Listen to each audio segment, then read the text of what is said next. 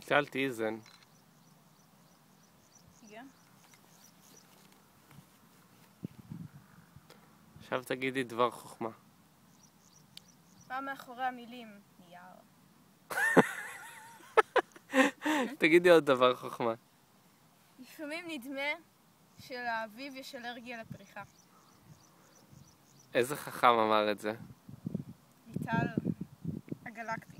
יותר גלקטית. עכשיו תגידי לי עוד איזה דבר חוכמה.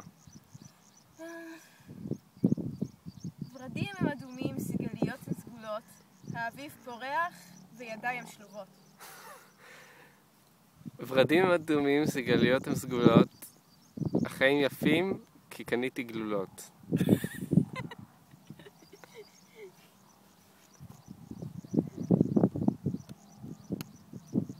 ליטל, מה מתחרז עם גלולות?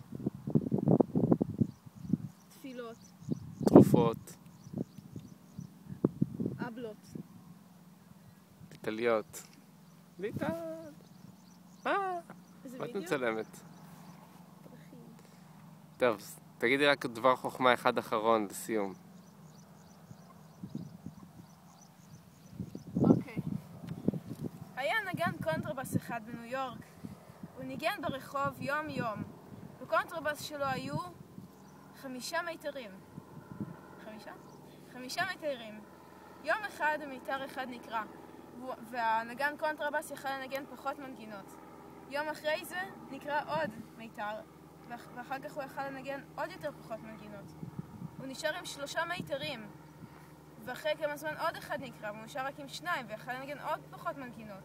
בסוף הוא נשאר רק עם מיתר אחד, והחל לנגן מאוד מאוד קצת מנגינות. והגיע היום שבו המיתר האחרון נקרא, ואחריו יכול היה לנגן הנגן את כל המנגינות שבעולם. טוב.